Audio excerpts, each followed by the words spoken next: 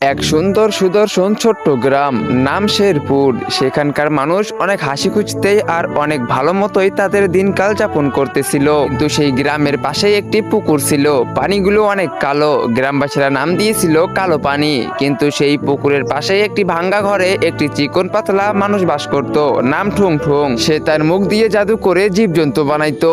কিন্তু সেই গ্রামে আরো একজন পুরুষ ছিল, রাইস্টার। সে কারো কাছে টাকা পয়সা না নিয়ে সবাইকে সাহায্য করে। একদিন অনেক জোরে বৃষ্টি হইতেছিল, কিন্তু সেই দিন সেই গ্রামে ঢুকতে দেখা যায় এক ভয়ঙ্কর জন্তু।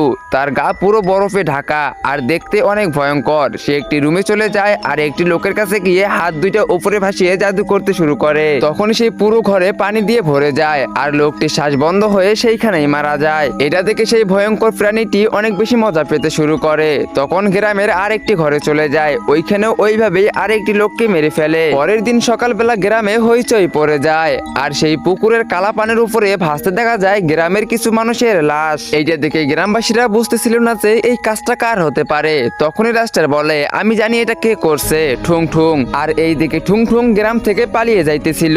তখনই রাস্টার তার সামনে চলে আসে। তারপর ঠুং ঠুং রাস্টারের কাছে হাত জোর করে বলে, আমাকে মাফ করে দাও, আমার ভুল হয়ে গিয়েছে। কালকে আমি একটা এক্সপেরিমেন্ট করেছিলাম আর সেটা সফল না হওয়াতে আমি সেই ফর্মুলাগুলো সেই পানিতে ফেলে দেই। কিন্তু আমি তখনই সেই পানির ভিতর থেকে কারো আওয়াজ শুনতে পাই। সে বলতেছিল, অনেক ধন্যবাদ তোমাকে আমাকে জাগানোর জন্য, ঠুং ঠুং। কিন্তু তখনই সে পানির ভিতর থেকে এক ভয়ঙ্কর প্রাণী চলে আসে, দেখতে অনেক ভয়ঙ্কর আর গায়ে বরফে ঢাকা। আর সে দৌড়ে দৌড়ে কিনারে চলে আসে। তারপর রাইস্টার বলে, এখন তাহলে বল ওই প্রাণীর হাত থেকে বাঁচার উপায় কি, না হলে আমি তোকে ওই প্রাণীর কাছে গিয়ে ছেড়ে দেব। তো বন্ধুরা, এরপরে কি হয়েছিল সেটা তোমরা দেখতে পারবে পার্ট 2 তে। তো পার্ট 2 দেখতে চাইলে ভিডিওতে লাইক করে চ্যানেলটিকে সাবস্ক্রাইব